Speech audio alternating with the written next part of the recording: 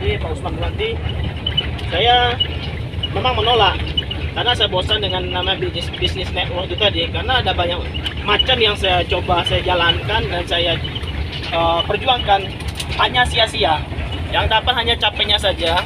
Jadi saat beliau tawarkan, saya menolak. Jadi waktu dia sering menghubungi saya kembali setelah follow up, itu nomor handphone beliau saya reject selalu. Karena saya biarkan aja. Bahkan nomor handphone beliau saya delete dari handphone saya sendiri.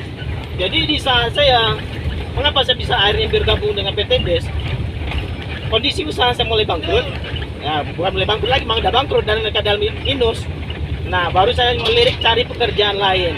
Nah, saya cari pekerjaan lain, saya galau, buka di Facebook, di medsos, yang muncul adalah PT BES. Jadi akhirnya saya ingin mempelajari PT BES lagi. Jadi di saat saya pengen mempelajari PT BES lagi, saya teringat beliau.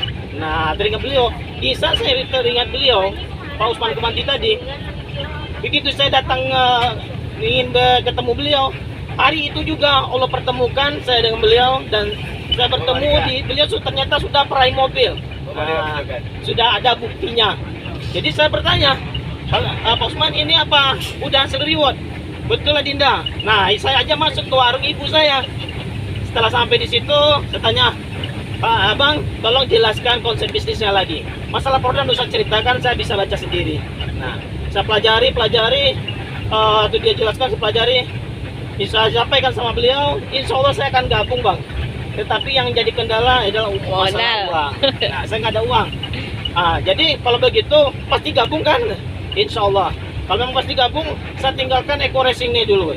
Nggak usah lah, saya bilang gitu. Pokok Anda bawa aja lah dulu. Kalau memang dia ingin gabung, ya udahlah. Akhirnya saya bawa pulang satu kotak Eco Racing yang untuk mobil. Eco Racing itu bukan langsung saya pakai. Mengapa saya mikir, kalau terpakai mau bayarnya pakai apa? Sudah 4 hari saya masukkan ke dalam dashboard mobil saya. Akhirnya dalam 4 hari itu saya berpikir juga cari pinjaman ke sana ke sini nggak dapat.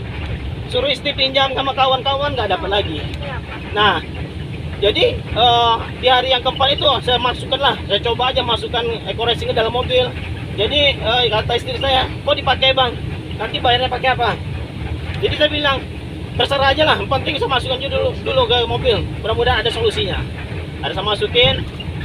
Setelah 1 minggu dia kasih jawabannya, ini ada cincin Bang, terserah Bang, mau Bang jual atau mau Abang gade terserah. Jadi awalnya saya gadekan ke pegadaian. Setelah saya gadekan, uang nggak cukup, saya cari pinjaman lagi, sudah cukup uang untuk gabung. Masih reguler. Nah, saya langsung gabung dengan posisi reguler. Karena setelah itu saya presentasi ke sana ke sini nggak pernah closing. 1 bulan. Saya sadar, karena pegadaian apa bedanya dengan kita pinjam di uang di bank? Karena masih ada bunganya, ada ribanya, nggak ada closing satupun. Dan saya juga berpikir waktu itu ingin mengikuti jejak Pak Usman. Saya inginnya hijrah keluar dari Kuansing, karena beliau ngajak orang Kuansing nggak mau gabung. Akhirnya saya juga datang ke pegadaian, saya suruh lelang. Udah 1 bulan lebih. Akhirnya dilelang, saya datang ke pegadaian suruh lelang. Setelah dilelang, saya minta temani Pak Usman pergi ke Peranap presentasi. Alhamdulillah closing pertama di Peranap itu kepala desa. Itulah mitra pertama saya adalah di Peranap waktu itu. Nah, jadi penghalang rezeki kita itu memang adalah masalah riba sebenarnya. Jadi setelah itu saya ikhlaskan uang cincin tadi, saya ikhlaskan terjual, baru terjadi kemudahan untuk closing itu tadi. Nah, kebetulan setelah itu ada program SLC. Awalnya nggak ada SLC karena masalah COVID kan. Setelah ikuti SLC, apa amalan yang diajarkan di SLC itu yang selalu saya terapkan. Jadi kita berhasil di bisnis PT BES ini bukan karena kita hebat, bukan karena kita jago closing, bukan, tapi karena pertolongan Allah. Dengan SLC itulah diberikan kemudahan. Jadi yang amalan yang saya lakukan, setiap malam itu saya lakukan baca surat Al-Waqiah. Jadi masalah mitra itu Allah yang mengantarkan kepada kita. Nah, jadi saya nggak pernah memikirkan bagaimana untuk sukses itu. Yang penting saya jalankan prosesnya. Dan target saya waktu itu Desember saya harus peraih mobil. Dan saya ceritakan semua kepada orang. Jadi itulah yang untuk membangkitkan semangat juang saya. Apapun resiko, apapun yang cacian makin orang, saya nggak peduli lagi. Karena saya harus berubah. Karena saya punya impian yang kuat. Anak saya punya impian, jadi impian itulah yang menjadikan saya tetap kuat di bisnis ini. Walaupun ibu saya sendiri yang tidak mendukung saya, ibu saya selalu marah, gak peduli bagi saya. Ya, karena masa depan kita adalah tergantung kepada kita, bukan tergantung pada orang tua kita, bukan masalah istri kita atau siapapun, tapi adalah tergantung pada kita. Nah, tapi saya selalu bertengkar dengan ibu, saya janji saya akan buktikan bisnis ini akan sukses dan saya berjanji akan bisa membahagiakan mama. Itu yang saya katakan sama mama. Walaupun mama marah, saya minjam uang untuk Si minyak. isi minyak sepeda motor. Saya akan berjanji, saya akan tetap buktikan. Saya akan berjanji. Mama saya katakan, bisnis itu haram, katanya. Saya nggak peduli haram kata orang. Yang setahu saya bisnis ini adalah bagus. Akan saya buktikan. Ya, alhamdulillah, karena keyakinan tadi dengan impian kuat, satu persatu impian saya terwujud. Yang ruko saya yang tadi yang harus saya jual nggak jadi terjual. Jadi satu pun aset saya nggak ada yang terjual.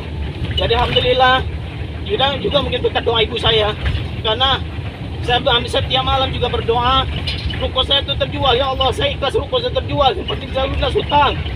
Jadi ibu saya juga berdoa, jangan terjual ya Allah ruko anak saya. Kalau terjual nanti mereka mau tinggalnya di mana. Jadi itulah yang saya harapkan Bapak Ibu. Jadi kesuksesan itu adalah tergantung pada kita, bukan kepada siapa-siapa.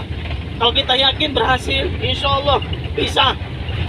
Sedekahnya lagi. Jadi perbanyak sedekah kita. Dengan kamu bersedekah, Allah mudahkan jalan rezeki kita. Jadi bukan karena kita hebat. Jadi mohon Allah pertolongan Allah, kemudahan-kemudahan di dalam menjalankan usaha ini. Yang kita lakukan itu hanya masalah 5% aja, masalah itu. Jadi yang kekuatan kita adalah yang 95%, itu impian dan sikap kita. Mau ditolak orang, kita harus bersikap positif aja. Mau dilecehkan orang, kita bersikap positif. Jadi di sekeliling kita ini sebenarnya orangnya negatif semua, nggak masalah.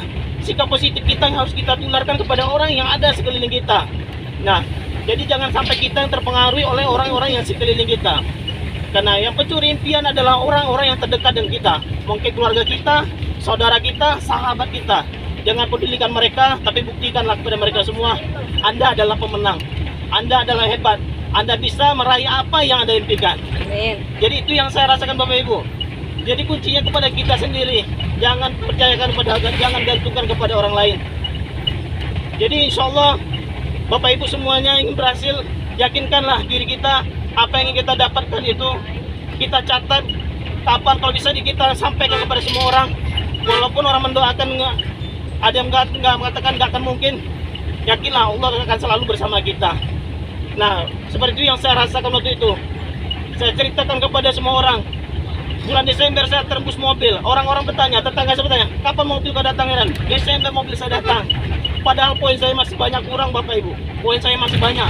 Rasanya nggak mungkin saya kejar 100 poin. Tapi Allah berkata lain. Saya lakukanlah. Orang yang biasanya menolak saya WA panjang-panjang, dijawab cuma waalaikumsalam. Jadi nggak ada jawabannya dari dia. Tapi saya tetap yakin Allah akan nolong saya. Sebelum saya temui orang itu tadi, karena orangnya punya potensi, itu yang saya lakukan adalah saya lakukan sholat hajat 12 rakaat. 3 kali saya lakukan sholat hajat dan juga saya hadiahkan surat Yasin untuk mereka. Alhamdulillah pertemuan saya yang ketiga itu mereka langsung closing priority. Sama distributor. Jadi dalam sebulan 12 itu 2 orang priority langsung, dan yang satu ini langsung bersedia jadi distributor yang mendanai saya sebesar 700 juta. Saya nggak punya uang, hidup saya minus.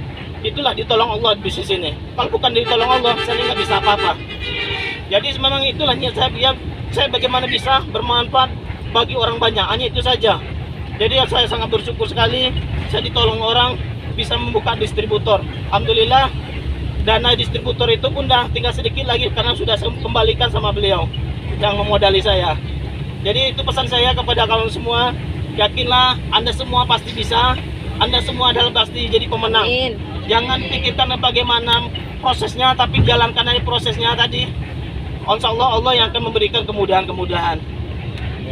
Semuanya yakin sukses? Yakin. Alhamdulillah. Pokoknya itu yang berjalan. Berapa persen? 100. Nah, aplaus untuk kita semua. Sekian dari saya Bapak Ibu. Pokoknya semangat.